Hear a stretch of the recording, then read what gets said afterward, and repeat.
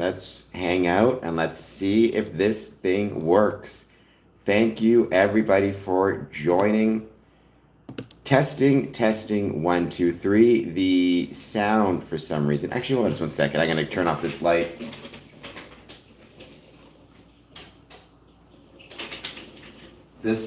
Not that it wasn't fun to have this halo over my head. All right, let's see if this worked.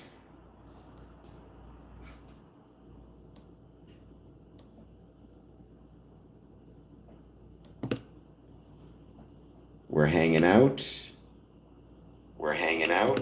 And we're good. All right, just did a quick test. Welcome. Let's chat about Freemasonry. Any thoughts you have on Freemasonry? Positive,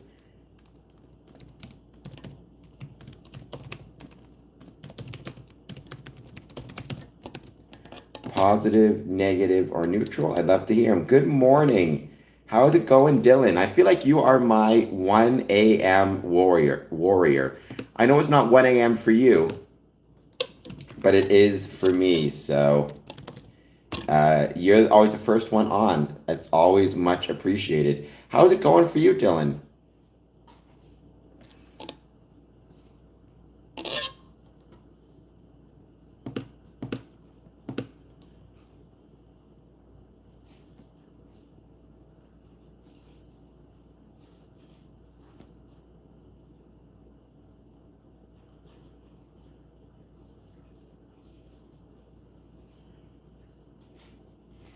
Good, but I always appreciate it. You are always the first one on, so it's always wonderful to have you join at 1 a.m. I'm happy that you are doing well. Any plans for Christmas? Any for the holiday season? Anything coming up that you're excited about? Let me know while we wait for potentially more people to join us. Um, and we got Courtney, who is also a 1 a.m. warrior. Clearly, my audience, at least my favorite audience members, don't sleep like me. My night is going very well. It was a great day. Today, in the morning, I had Border Cities Lodge. We had a cookie contest. We had learned about Tai Chi. And then this evening, I had an official visit at Parvame Central Lodge. So it's been going great. And I have another trip happening next week, which I cannot wait to attend.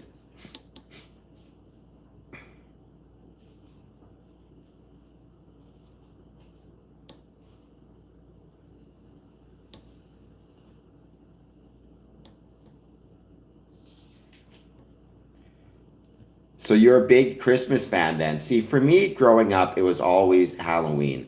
I enjoyed Christmas, don't get me wrong, but for me, I loved all things spooky, so I was always a Halloween guy. However, I have grown to be more and more a fan of Christmas.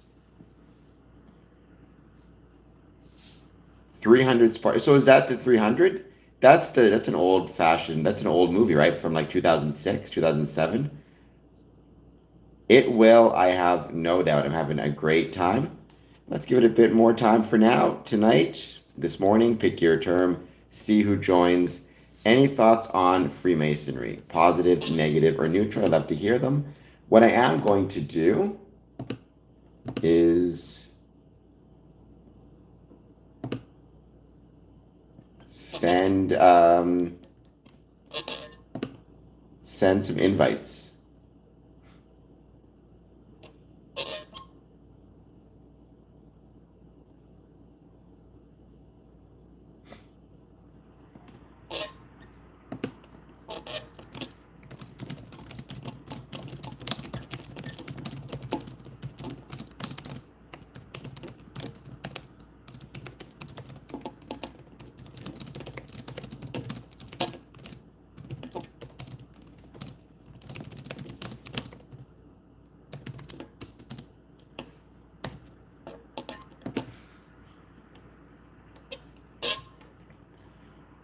Do you have, that's one question I should ask. And maybe what I'll do is on my personal YouTube channel, I'll make a poll question. What is your favorite Christmas movie? And we can do that. We can watch that during Christmas, Christmas Day. If anybody wants to spend a little bit of time with me on Christmas Day, that would be awesome and a lot of fun. Um, Maybe do It's a Wonderful Life. It's always been my personal favorite holiday film. Though I've got there's a few different great ones. Um, for me, though, I have to go with It's a Wonderful Life.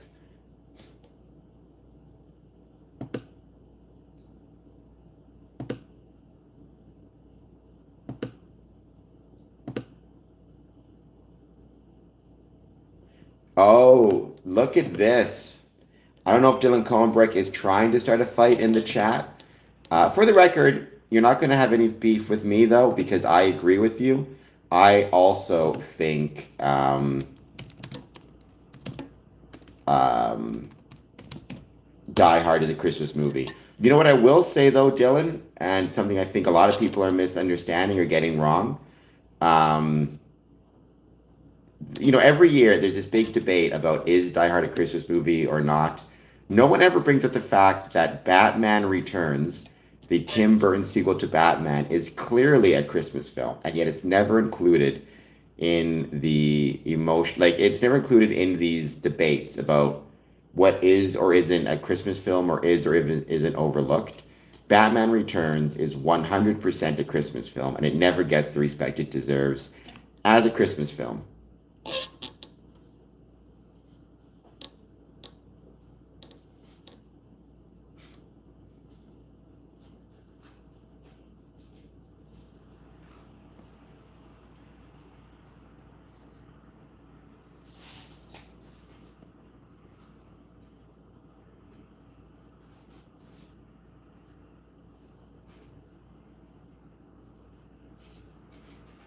We're just going to hang out, wait to see who joins, jumps in the chat. So then, Courtney, do you agree with me that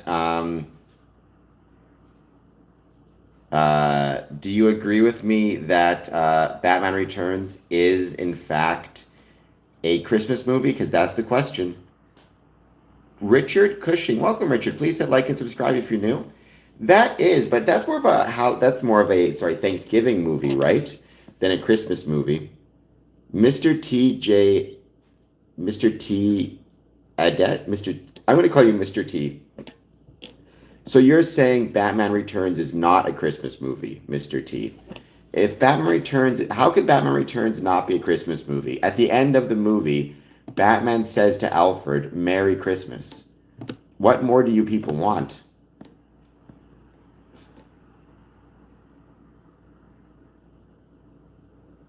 Okay, Bryant 1456.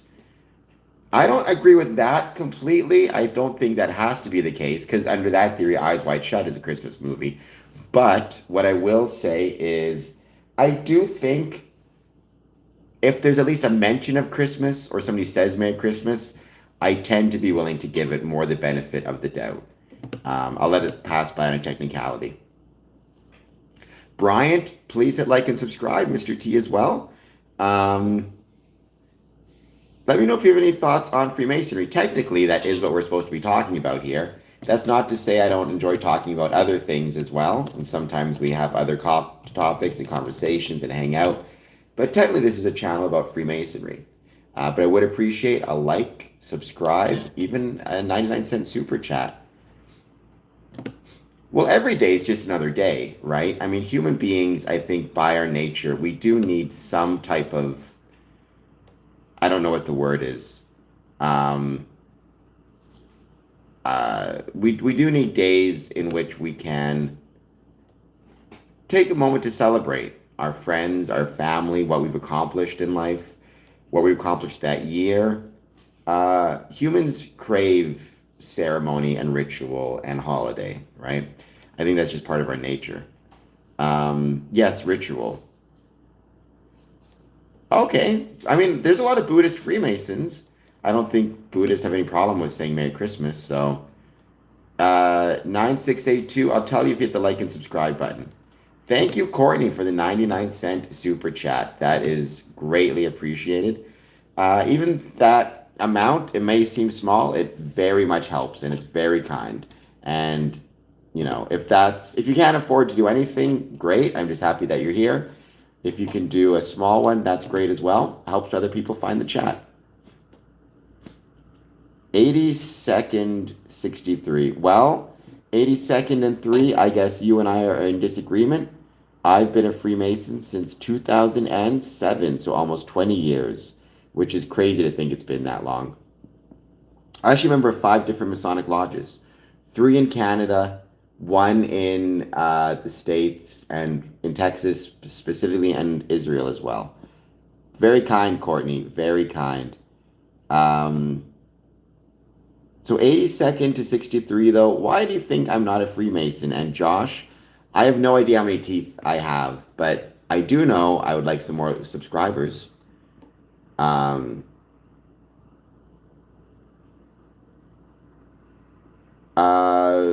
I mean, you'd have to define religious propaganda. I mean, as a general rule, no, I'm not really interested in religious entertainment as a rule. Having said that, I recently discovered The Promised Land. It's a YouTube series. It's about Moses. It's actually really good. It's really funny. I don't know, Josh, if you're making a joke about Freemasonry and 33rd degree type of thing. I am 42 years old. So stop reminding me of my age and hit that like and subscribe button. I'm almost at 2,930 subs. So, but I mean, I think to me, what matters most is it entertaining, right? If it's entertaining, that's the most important thing. Then whether it is religious or not religious is not as important. And is it well made? I would love to get 3,333 subs. I'm not quite there yet, but I'm working on it. I was born in 1983. That is correct.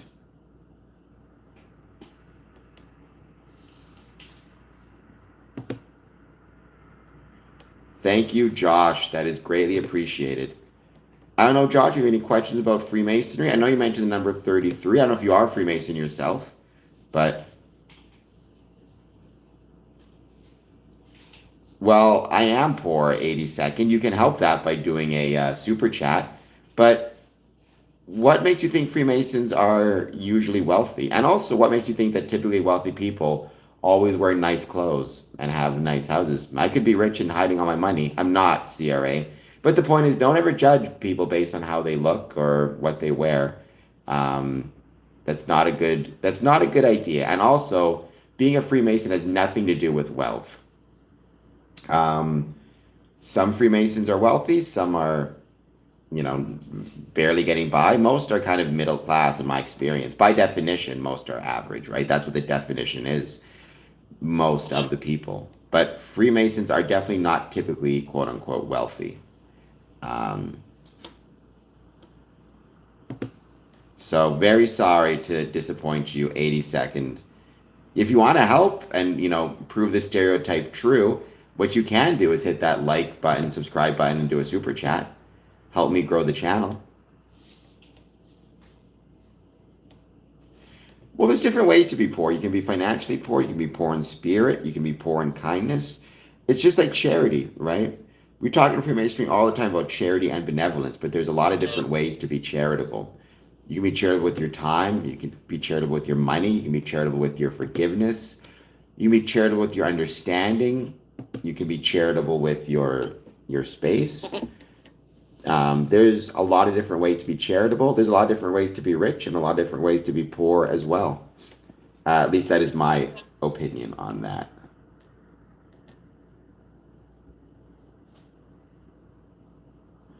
I'm rich because I got a cat that loves me and I got friends that love me. So what more do I need,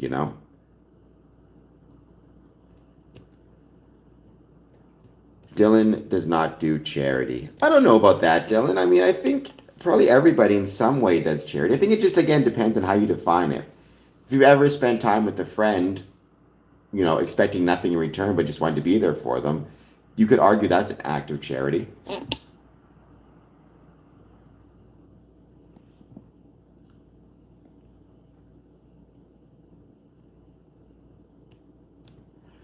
I am probably nothing more in 2025, but hopefully in 2026 I'll get back into it. I'll be doing a lot more of it. So at least that's my hope.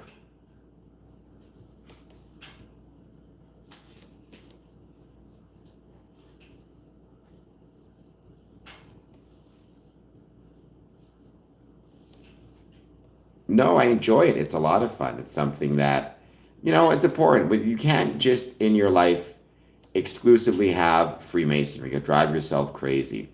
You need to have things like, so for me, I love Freemasonry, but if that's all I focused on all of the time, I would lose my mind. I need to have things outside of it to keep me from burning out. Thank you, Joe Cox. It has been a while. I did not win. I was a finalist, but did not win. But that's okay. I met the guy who did win. Very nice guy. Very cool fella. So well deserved. I am a traveling man. It even says so right here. This says traveler. So there you go. I be traveling. What can I say?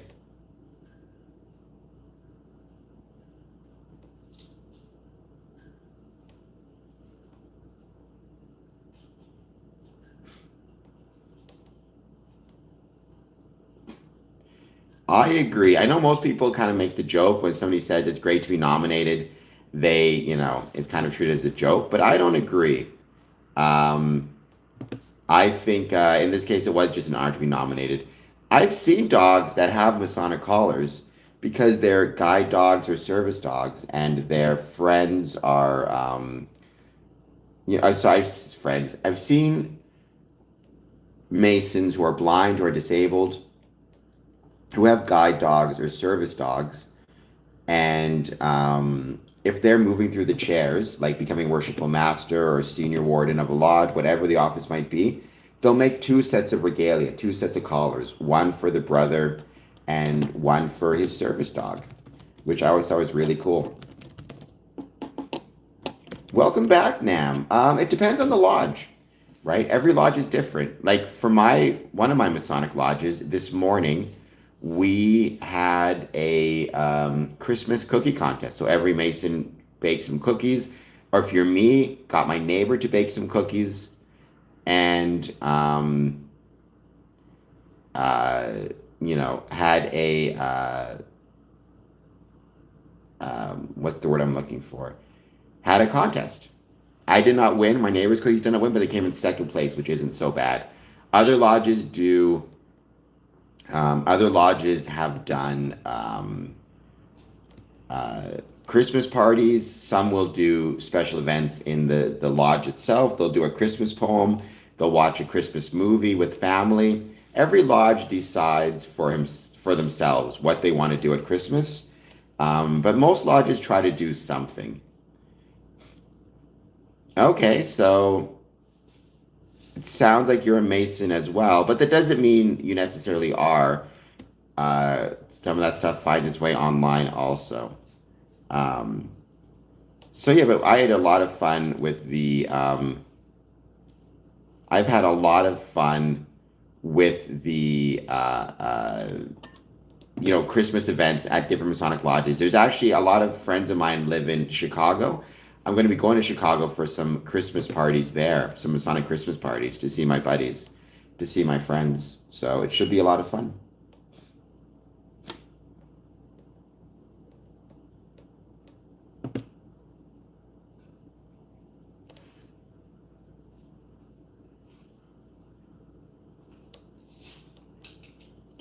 Yeah, I mean, most lodges actually do, in fairness, at Christmas time, they will do some type of charity giving thing. They'll collect donations. I know one lodge that collected toys to give to a charity that distributed toys to kind of disadvantaged kids. Um, I've known some who do visits to blood banks during Christmas to donate blood. I've known some lodges that just collect, or I shouldn't say just, but collect canned goods. There's a lot of different things that lodges can do, and that would do, in fact, do for the purposes of the holiday season. So,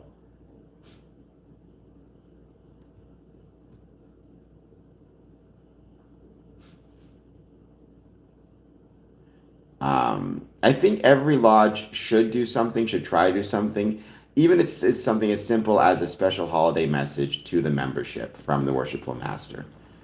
Um, this year, this district is doing a lot of charitable work for hospice. Hospice Windsor. Fortunately, I think we've all known people who've needed hospice services, who've been at end of life and required such care. The volunteers there do incredible work. The facilities at hospice sites are incredible, but we want to support them, especially during the holiday season. I mean, losing your life, losing a family member is hard enough. It's probably a little bit harder, maybe at the holiday season. So supporting hospice is wonderful, also.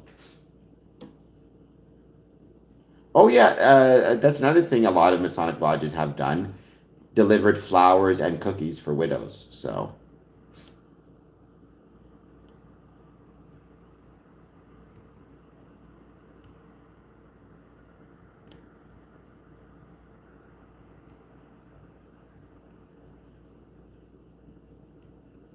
hello, you can call me Cameron. Hello, Hagio channel. How's it going? Thank you for being here. Please hit the like and subscribe button. I'm just hanging out chatting about Freemasonry. So, any thoughts you have on Freemasonry, positive, negative, or neutral, I'd love to hear them. I do these streams Mondays through Fridays, 1 p.m. and 1 a.m. So,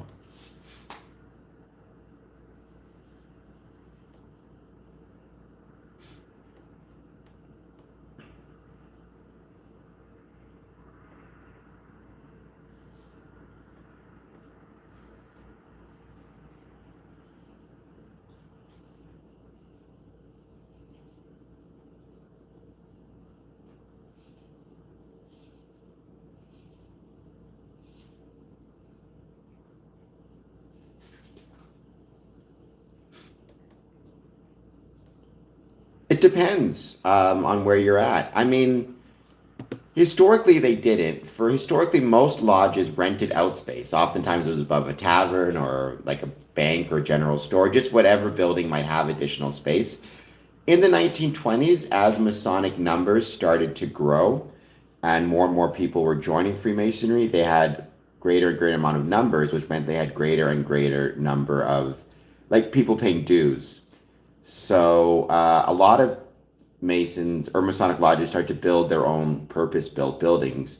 You saw that in Windsor, Detroit, Chicago, Toronto, Bay City. Um, and so in some cases they do, in some cases they don't.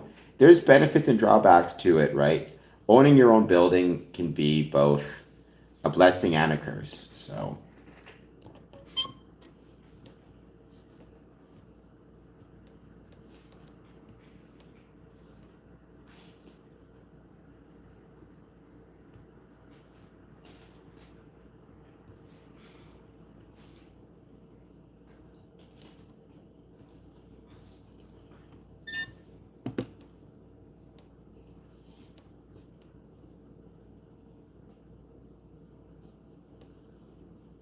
but like, my lodge is a co-owner of the building with seven other lodges, the Windsor Masonic Temple, which is a beautiful building in Windsor, Ontario.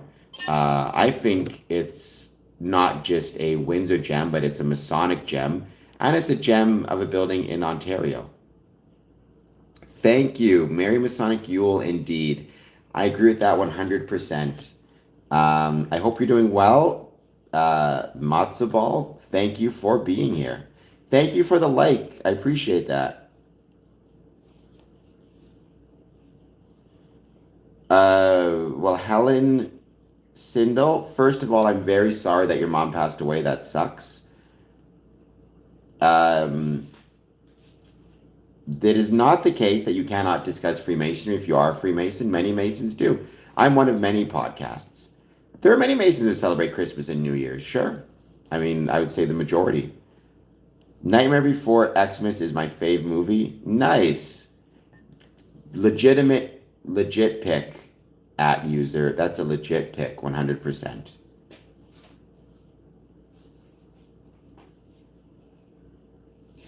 For me, my favorite movie of all time is Nightmare on Elm Street 4 and Nightmare on Elm Street 5. I've got a lot of Christmas movies I like. I'm a sucker for the Hallmark holiday Christmas films. Like all the ones about the girl who, the big city reporter lady who travels back to her small town to save a mill and, meets her ex-boyfriend and falls in love with him again. I'm a sucker for all those movies. I'm a big girl at heart. Helen, why is it you think that it's taboo to discuss Freemasonry if you're a Freemason? Where are you getting that thought from?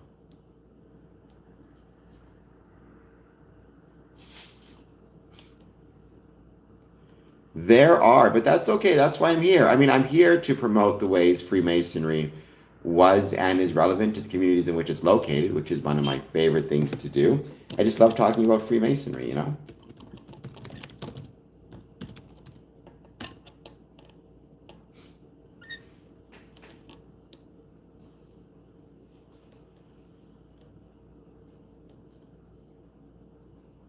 Sorry, Helen, I'm not sure what you're saying. You do not mention, so it's a contract.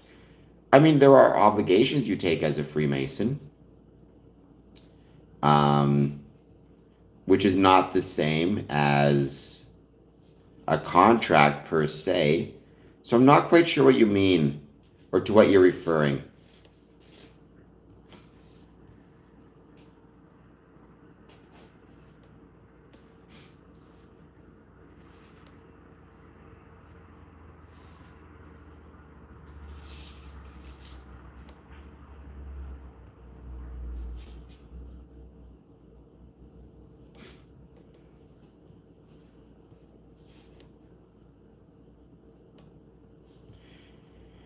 Well, I'm not going to confirm or deny whether there are distress hand signs. What I'll say is, yes, there is.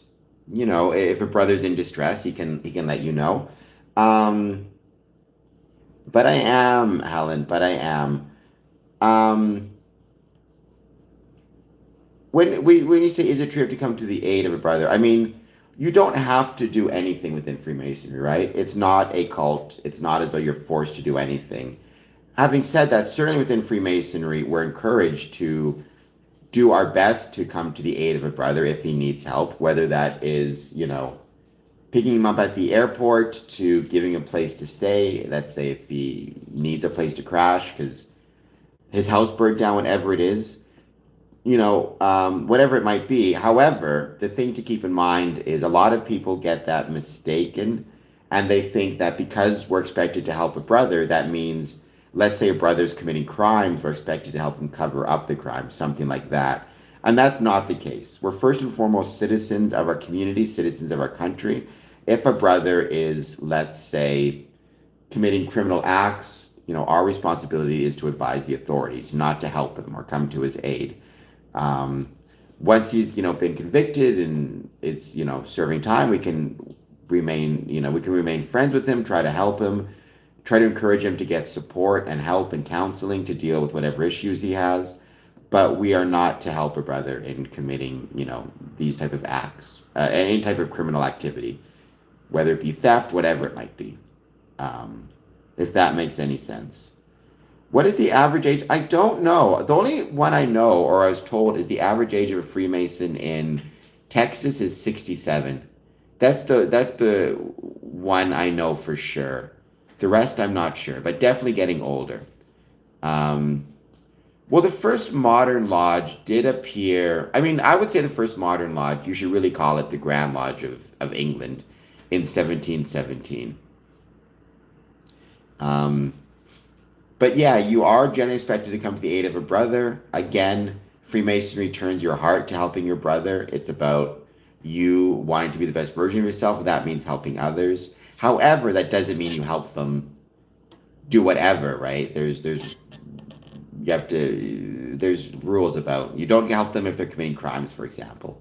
But certainly if a brother, let's say, needed a place to stay, I would hope that his Masonic lodge would put out a call and find him a place to stay overnight.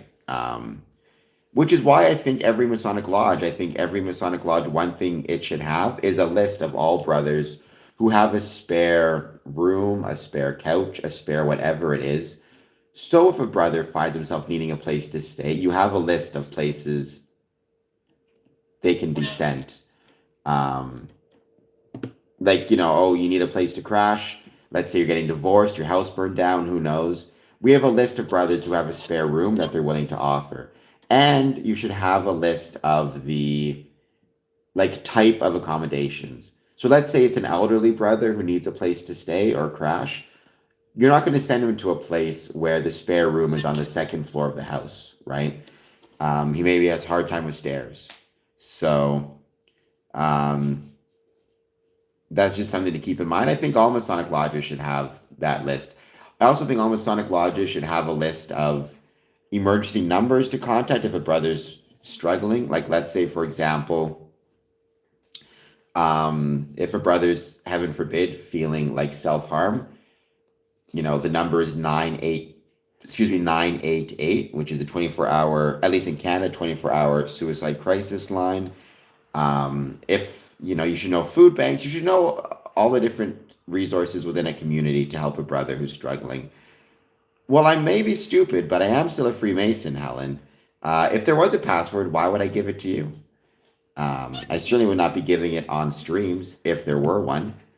Um, Also, you got a lot of caps locks happening, Helen. Not sure what's happening there, but maybe less cap locks might be in order. It's a very broad category. I mean, I get it because I find that stuff interesting as well. But keep in mind, it's an incredibly broad category that you're discussing. So, um, because for example, orders and societies, Freemasonry could fall in that. It doesn't fall into cults, but they're both groupings of people. So, I mean, that is a very broad topic, but I do find it fascinating as well.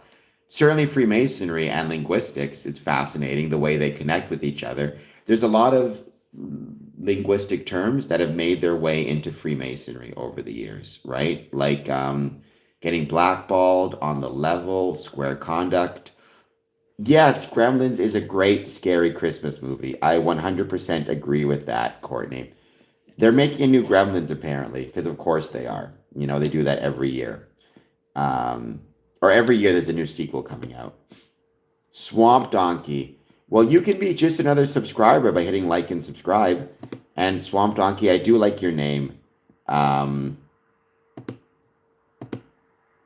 I like your username. That I find that amusing. So, what makes you think Freemasonry is just another cult? Um, I won't be doing any hand gestures on here, Helen. So, if you think I'm fake, that is perfectly fine. You're welcome to think that. I know I don't get what's happening with the all trolls, with the all caps, I should say. Why some people like to troll with all caps? I do find it amusing myself.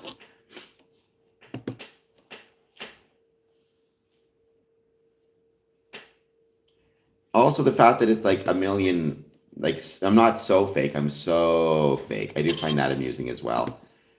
I'm slowly getting closer and closer to 3,000 subs. So help me out, people. 2,927. No, I agree. Freemasonry is not a cult, but somebody above said it is just another cult. So I was curious what they were thinking.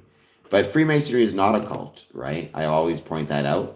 One of the reasons that Freemasonry is not a cult because Freemasonry requires you to place your family and your work ahead of it, at least in North America. Whereas a cult requires you to put the cult ahead of everybody else, including your family and your work, right?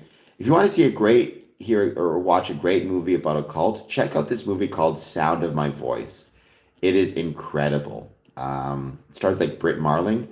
It's about cults. It's really, really good. Sound of My Voice. You got to. If you're going to be online, you need to have a good sense of humor. Otherwise, believe me, you'll drive yourself insane. Um,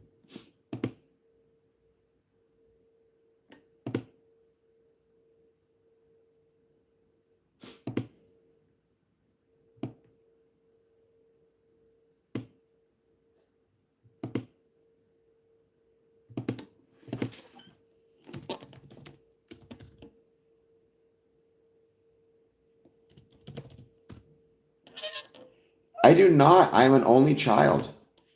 I mean, I have, a million brothers or millions of brothers around the world, but I am an only child. If you ask my dad, it's because it was such a pain in the butt, they didn't want another. If you ask my mom, it's because I was so perfect, they couldn't have another. So it depends who you ask.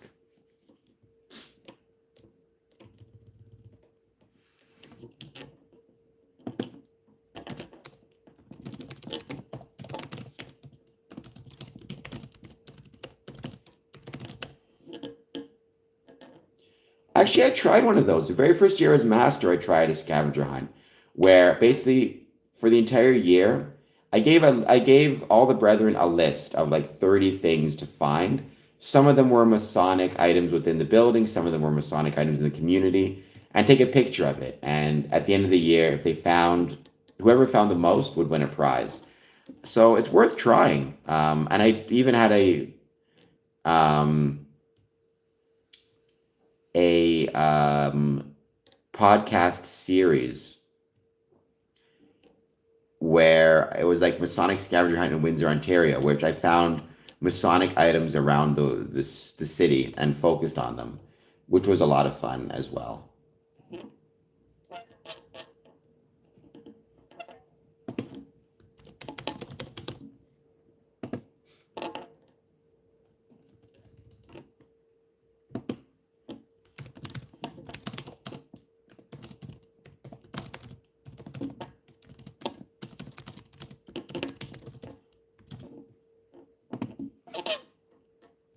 So if you actually check out Square Compass scavenger hunts, you'll see them.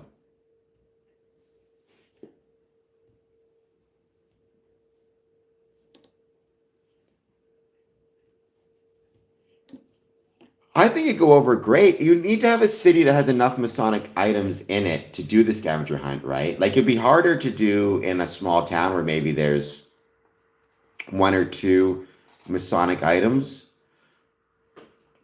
but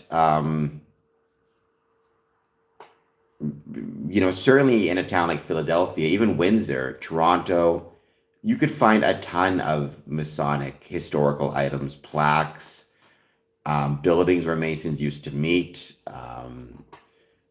square and compasses in all sorts of different places. Chicago, amazing Masonic history. Freemasons have been around for more than 200 years, Helen. Freemasons have been around for at least 300 years. I mean, June 24th, 1717, traditional, I mean, that's the start date of the Premier Grand Lodge of England. It goes back a little bit further than that, probably to 1634, give or take. Old Philadelphia would be incredible. The scavenger hunt you could do in Philadelphia would be unbelievable. Um,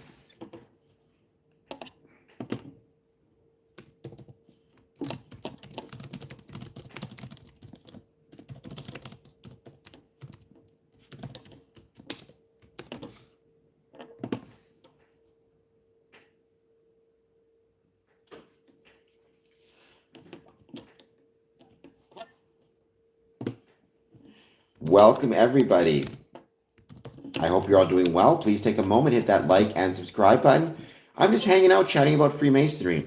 These 1 a.m. streams, I don't have any specific topics. Rather, I just chat and see who joins. So anybody wants to jump in the chat, say hello. Any questions about Freemasonry? I've been a Freemason since 2007. And the purpose of this channel is to talk about or promote the ways Freemasonry was and is relevant to the communities in which it's located.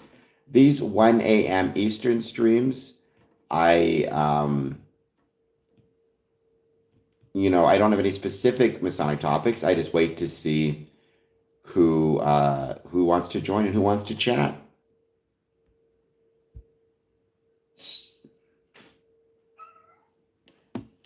Oh, that was my cat. I don't know if you heard that. Exactly the outside of, I don't know what you mean by the outside of the building. When you're doing a Masonic scavenger hunt, you can do the outside of the building or potentially the inside of the building, depending on like if they'll let you in. I know some Masonic scavenger hunts where they've let them on the inside of the building. I'm not sure what the new wave you're referring to. My assumption is you're referring to 1813, which was when the ancients and the moderns reunited and formed the United Grand Lodge of England. That's my best guess as to what you mean by the new wave. Sure. Now, there have been times when individuals or groups tried to banish Freemasonry, never on a global scale, because Freemasonry is not a global organization, right? It's jurisdictional. the Freemasons in Ontario are under different authority than the Freemasons in Germany, than the Freemasons in Russia. But I mean, at different parts of the world, at different times, Freemasonry has been banned, and it still is in some places. So, for example, Freemasonry is banned in the United Arab Emirates. It's banned in Saudi Arabia. It was banned for many years in Russia. Well, actually, the Soviet Union came back in the 90s. Um, it was banned under Nazi Germany. In America, there was an anti-Masonic political party that actually formed for a time, and their entire purpose was to get elected so they could ban Freemasonry. Very happy they did not succeed. So, yeah, so I'm not sure what the old wave versus new wave is. I mean, when 200 years, my best guess is what it's referring to is the the unity of the ancients and the moderns, and forming the United Grand Lodge of England, and the creation of emulation ritual as a consequence of that. That is my best guess.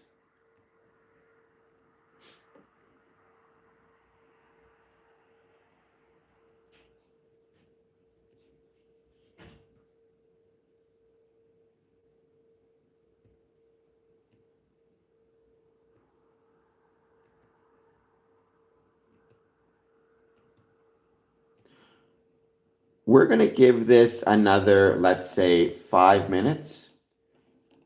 Then we're going to end this stream because it's late and I'm tired and I'm going to have a very busy next 3 days, but I will be back on at 1 p.m. Do they have relations with the Jesuit orders? I mean, I mean, sure, throughout history, there have been Masons who've been Jesuits and vice versa, to my knowledge, but no direct connections. The biggest threat to Freemasonry is Freemasons. Nam Roth. That's honestly what it is. I mean, any organization group ultimately is not impacted or harmed from outside unless it's first weakened from within. So it's Masons not caring about their work, not putting time and effort into the craft, letting arguments impact their ability to work with one another, even fights. Um, the greatest threat to Freemasonry will always be Freemasons not taking it seriously, or in some ways, maybe taking it too seriously and allowing personal issues to cloud their judgment. So I didn't leave. I'm still a Freemason. I've been a Freemason since 2007. I've been a Freemason for almost 20 years, which is crazy to think it's been that long. And why talk about it? Because I love talking about it, and because I love promoting the ways Freemasonry is relevant to the communities in which it's located. And by talking about it, I can potentially help, turn my passion into profession. That's kind of the goal, right? You seem to think you know a lot about me, um, Helen. Uh, in my opinion, talking about Freemasonry is something I love to do.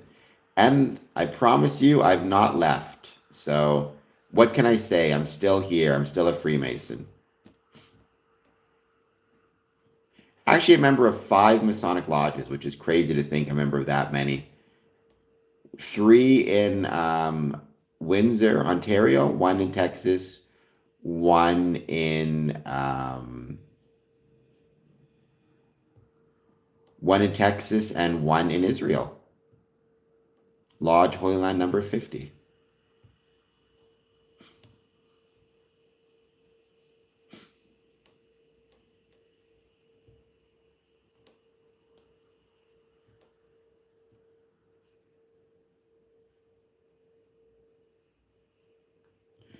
Well, Freemasonry and the Boy Scouts actually have a really, really cool history. Um, Freemasonry in the States was actually founded, sorry, the Boy Scouts in the United States was actually founded by Freemasons. The story goes that there was a Freemason who was visiting London, an older gentleman. He was walking across the street and a scout helped him. and explained that it was, him doing his good deed as a scout. It's something he was expected to do. And as a consequence of that, the old man, who was a Freemason, was so enamored with this idea that he brought scouting back to America. There's no code of privacy, Helen. I've never heard that phrase. There's private elements to Freemasonry, but I've never heard it described as a code of privacy. Um, it's a really weird way to describe it. Doing well, Linking Atlas. How are you doing? I hope that it's going well for you. I'm going to be ending this stream soon because it is late and I'm going to have a very busy few days. So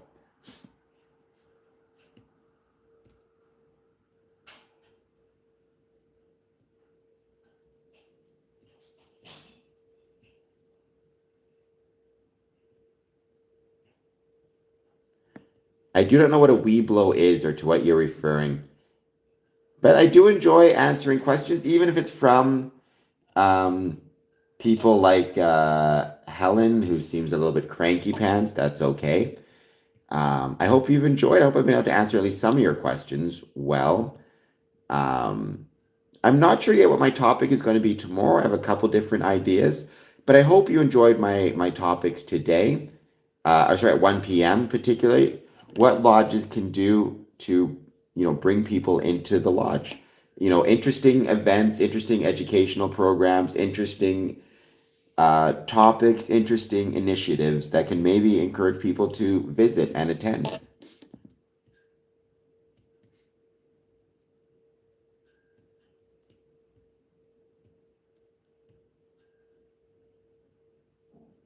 Yes, I have to get some rest too, brother Courtney. So you're not you and me both. No worries about lagging, Linking Atlas. I'm doing well. Thank you so much for being here. Um, I'm looking forward to my trip. I'm looking forward to traveling. Got a lot to look forward to, that's for sure. I mean, I think Freemasonry, do you mean like within Freemasonry, or like are you asking is there a strong sense of community within Freemasonry, or are you saying does Freemasonry foster a strong community sense? Like, because I think it's both. So, for example, Freemasonry is ultimately, in my opinion, a civic institution. It's part of civic society. So if you have a strong Masonic presence in a community, that community overall will feel stronger, will feel more cohesive. People will take more pride in their community, whether they're Masons or not. They will just have a stronger sense of community, in part because Freemasonry is strong within it. By the same token, I certainly think within Freemasonry there can be a very strong sense of community amongst the membership, and that's a global community. Whether I travel to America, Britain, South America, I feel connected to my Masonic global community. I've attended Eastern Star gatherings. It's not exclusively women allowed. Sometimes they'll have events exclusive for members, which are females, but they're also male members. And sometimes we will attend, they'll open up events to Masons, even to the public sometimes. I've been to all of the above. They're always wonderful. I mean, you have to check in your local area. The Eastern Star may even have an open house, or, a public event. So